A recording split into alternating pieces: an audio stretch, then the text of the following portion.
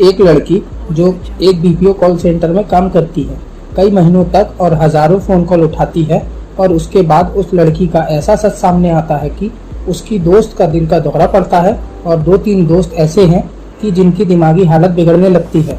वह क्या कहानी थी, क्यों थी, यह पूरी कहानी आपको सुनाता हूँ। तो चलिए कहानी शुरू करते हैं। दिल्ली के पास एक नाम गुड़गांव आपने सभी ने बहुत अच्छे से सुना होगा। अब वह बदलकर गुरुग्राम हो चुका है। सन 80 के दशक की बात है, तब वहाँ एकदम सन्नाटा, जंगल, आसपास की पहाड़ियाँ थी। लोग बहुत कम जाया करते थे। शाम होने के बाद न जाना ही बेहतर समझा जाता था। लेकिन 80 के दशक में अचानक दिल्ली के आसपास के इलाकों की किस्मत पलट गई, जिसमें एक नोएडा भी है। उसकी वजह यह थी कि दिल्ली में धीरे धीरे भीड़ बढ़ रही थी। बिजनेस की अपॉर्चुनिटी सामने आने लगी। अब लगा कि दिल्ली में बहुत भीड़ है और उसके आसपास में बसावट की जाए और उसको डेवलप किया जाए और देश की राजधानी के पास होने का फायदा होगा। इसी में गुड़गांव का ख्याल आया और डीएलएफ कंपनी इस शहर को बसाने के लिए सामने आई कि दिल्ली के पास एक नया शहर बसाते हैं जो कि बिल्कुल मॉडर्न होगा, टेक्नोलॉजी से भरपूर होगा, जहां वह सारी चीज़ें होंगी जो दुनिया की कोई भी मल्टीनेशनल कंपनी उसकी हर ज़रूरत वहां मिलेगी। पूरा इलाका उस टाइम पर वीरान था, लोगों के पास ज़मीन थी। तो जब गुड़गांव को डेवलप करने का आइडिया आया तो उसके बाद गुड़गांव के लोगों की भी किस्मत चमकी। ये लोगों से वह ज़मीन भी खरीदना था, तो ज़मीन के भाव अचानक आसमान छू गए और जिन लोगों के पास गुड़गांव में पुरखों की ज़मीन थी उनके दिन पलट गए। वो ज़मीन उनके ऊंचे दामों पर बिकी और उनके पास पैसे आए। शहर बसाना शुरू हुआ। पैसों के साथ बहुत बुराइयां भी आईं, क्योंकि अब वहाँ बसावट शुरू हो गई। बड़े बड़े लोग उधर जाने लगे, बड़ी बड़ी कंपनियां जाने लगी और जिन्होंने अपनी ज़मीन बेची उनका भी रहन सहन बदल गया। गाड़ियां आईं, फिर वह मॉडर्न लाइफ की तरफ जाने लगे। इस वजह से क्राइम भी बढ़ना चालू हुआ। रेप बढ़े, लूटपाट बढ़ी और डकैती बढ़ी। लेकिन 80 के दशक में गुड़गांव को बनाने का काम शुरू हुआ तो कई अनहोनी चीज़ें भी होनी शुरू हुई। कई जगह पर खुदाई होती तो वहाँ से कंकाल मिलना शुरू होते।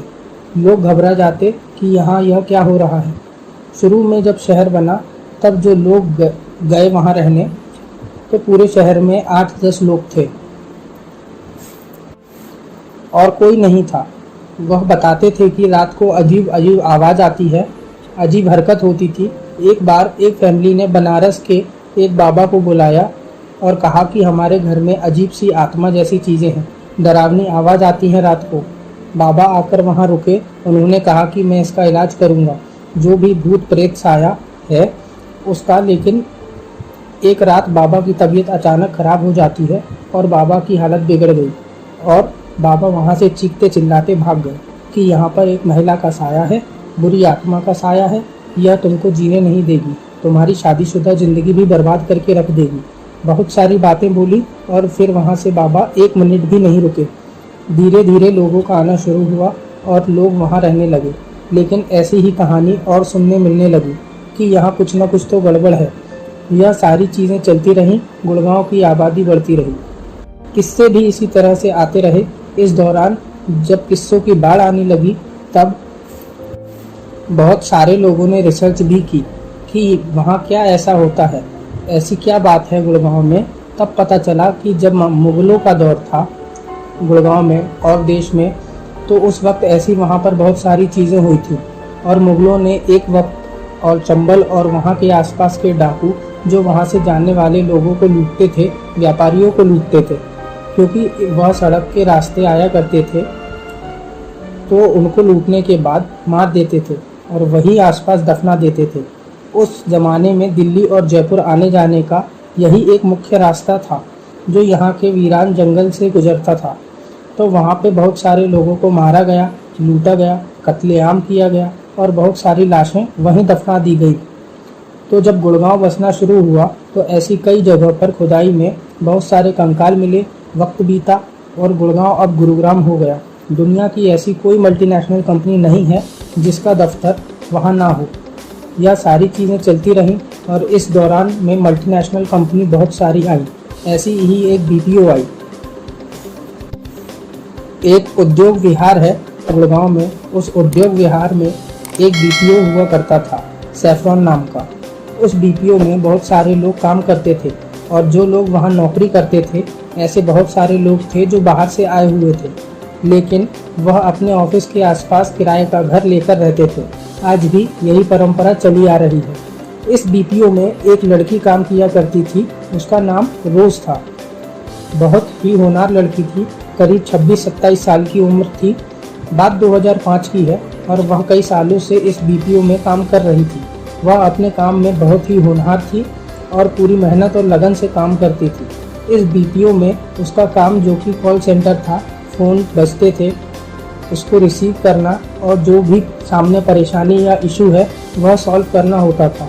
उसकी टीम लीडर भी उसके काम से खुश थी, बल्कि उसके काम का असर यह था कि वह पिछले कई महीनों से एम्प्लॉय ऑफ द मंथ का अवार्ड लेती रही है।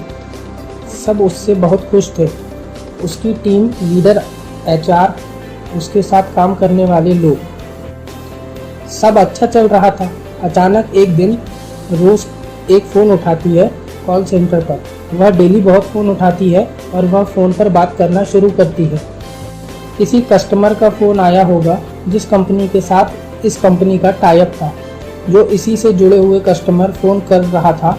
आमतौर पर कॉल सेंटर में आने वाले किसी भी फ़ोन का जो एवरेज ड्यूरेशन होता है वह 3 से 5 मिनट का होता है। उस दिन भी रोज ने फ़ोन उठाया। दोपहर के बाद का वक्त था। फ़ोन उठाने के बाद वह बात करती है। इत्तेफाक से यह बातचीत बहुत लंबी चलती है, लगभग 1 घंटे के आसपास। टीम लीडर उसके आसपास ही थी। वह जब भी रोज़ को देखा करती तो रोज़ वही से एक नंबर पर पिछले 1 घंटे से बात किए जा रही थी। तो उसे लगा कुछ प्रॉब्लम होगी कस्टमर की, तो उसने कुछ कहा नहीं। लगभग 1 घंटे की बातचीत के बाद अचानक रोज़ का पूरा रवैया था वह ही बदल गया। गुस्से में भी, परेशान भी, और बिना किसी को कुछ कहे उसके साथ के लोग पूछते भी हैं कि क्या हुआ, लेकिन वह कुछ कहती नहीं और अपना बैग उठाकर वहाँ से निकल जाती है। किसी को कुछ समझ नहीं आया कि रोज़ के साथ क्या हुआ। क्या टीम लीडर, जो उसे कई बार देख रही थी, वह उसके बगल वाले एम्प्लॉय को पूछती है कि क्या हुआ, यह अचानक से चली क्यों गई। तो उसने बताया कि वह बस इतना बोलकर गई है कि मैं घर जा रही हूँ। क्यों गई और क्या हुआ उसे कुछ नहीं पता। टीम लीडर को चिंता हुई क्योंकि इतनी अच्छी एम्प्लॉय थी और उसे यह भी शक हुआ कि लास्ट में यह 1 घंटे तक बात कर रही थी और 1 घंटे तक कोई बात नहीं करता। उसने फिर उस नंबर को चेक करना शुरू किया जिस नंबर पर रोज़ आखिरी बार बात कर रही थी। लास्ट कॉल किस कस्टमर का था, और जब उसने चेक किया तो टीम लीडर के पैरों के नीचे से ज़मीन खिसक गई। उसने देखा कि फ़ोन पर तो वह 1 घंटे से बात कर रही थी, लेकिन सामने से तो कोई फ़ोन आया ही नहीं और बिना कॉल के फ़ोन पर वह बात कर रही थी। और उसे बड़ा अजीब लगा कि यह क्या है। टीम लीडर परेशान हो गई। उसने फिर सोचा कि शायद कुछ होगा, हटाओ, बात ख़त्म हो गई। अब अगले दिन रोज़ को टाइम पर ऑफिस आना था, लेकिन वह ऑफिस नहीं आई। कुछ वक्त के बाद टीम लीडर ने उसके साथ वालों से पूछा कि रोज़ कहाँ है, तो उन्होंने बताया कि वह अभी तक आई नहीं और यह इससे पहले कभी नहीं हुआ कि वह आई ना। दूसरे दिन भी रोज़ नहीं आती है। तो टीम लीडर उसे फ़ोन करती है और उसका फ़ोन स्विच ऑफ होता है। 3-4 दिन बीत जाते हैं तो टीम लीडर को टेंशन होती है, क्योंकि इससे पहले इतने सालों में ऐसा कभी नहीं हुआ था कि वह टाइम पर ना आए। फिर उसने उसके घर किसी को भेजने की सोची। तब नाइट शिफ्ट में जो उसके घर ड्राइवर ड्रॉप करने जाता था, उसको उसका घर पता था जहाँ रोज़ रहती थी।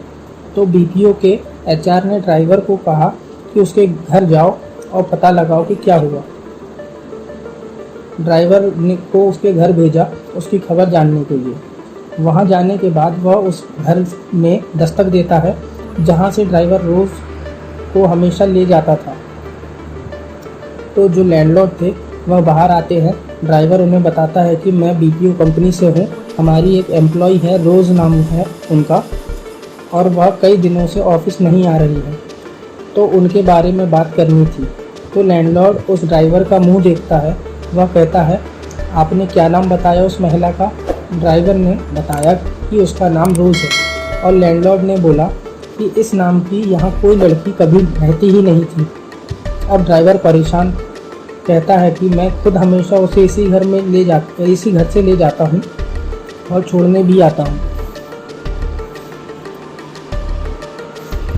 और उनका एड्रेस भी यही लिखा हुआ है हमारे ऑफिस में। लैंडलॉर्ड इस बात पर यकीन नहीं करता और कहता है आपको कोई गलतफहमी हुई है, हो सकता है आपने यहाँ छोड़ा हो और आसपास की किसी घर में रह रही हो, आपको सही पता ना बताया हो, लेकिन यहाँ नहीं रहती। फिर ड्राइवर वापस आ जाता है और अपने दफ्तर में रिपोर्ट करता है। अब यहाँ से थोड़ी और टेंशन बढ़ती है और सबने सोचा कि कई बार लोग अपना जानबूझकर गलत एड्रेस बताते हैं, हो सकता है अपनी प्राइवेसी की वजह से उसने एड्रेस गलत बताया हो। टीम लीडर और एचआर दोनों परेशान थे, तो उन्होंने डिसाइड किया कि रोज़ का असली पता ढूंढा जाए। इसमें काफ़ी दिन लग गए। आखिरकार रोज़ का असली घर के माँ बाप का पता चल गया। जब पता लगा तो ऑफिशियली कंपनी के एक एम्प्लॉय को उसके घर भेजा गया। वह गुड़गांव के बाहर का पता था। वह एम्प्लॉय रोज़ के घर पहुंचता है उस एड्रेस को लेकर। घर पर रोज़ के माँ बाप मिलते हैं। वह उन्हें बताता है कि मैं इस कंपनी से आया हूं और पिछले कई दिनों से रोज़ बिना इन्फॉर्म करे ऑफिस नहीं आ रही है, और जो उसने गुड़गांव का पता दिया था वह भी कह रहे हैं कि वह वहाँ नहीं रहती। तब माँ बाप ने पूछा कि कब से नहीं आ रही है, तो एम्प्लॉय ने बताया कि करीब 15 दिन से वह नहीं आ रही है। उन्होंने पूछा वहाँ कितने दिन से काम कर रही थी, तो एम्प्लॉय ने जवाब दिया कि 1 साल से ज़्यादा हो गया। तो अब जो उसके माँ बाप ने जवाब दिया तो उसे सुनकर वह एम्प्लॉय ठंडा पड़ गया। उसके पैरों तले ज़मीन खिसक गई। माँ बाप ने कहा आपको गलतफहमी हुई होगी, क्योंकि रोज़ की मौत 8 साल पहले हो चुकी है। यह सुनकर एम्प्लॉय को लगा यह क्या गलतफहमी है, या तो कोई गलत घर में आ गया। तो उसने बताया कि नहीं, वह हमारे ऑफिस में काम करती थी, मैं खुद उसके साथ ही काम करता हूँ और उसकी तस्वीर भी है मेरे पास जो उसके आई कार्ड पर थी। उसने फ़ोटो दिखाई और बोला कि क्या यही आपकी बेटी है? माँ बाप ने बोला कि हाँ यही है, और उन्होंने अपने घर में भी माँ बाप ने रोज़ की फ़ोटो लगा रखी थी। उसे देखकर एम्प्लॉय रोज़ को पहचान लेता है। दोनों फ़ोटो मैच हो गई। उसके माँ बाप ने बोला यह सब कुछ सही है, पर यह नामुमकिन है कि रोज़ आपके ऑफिस में काम कर रही थी, और वो भी 15 दिन पहले तक।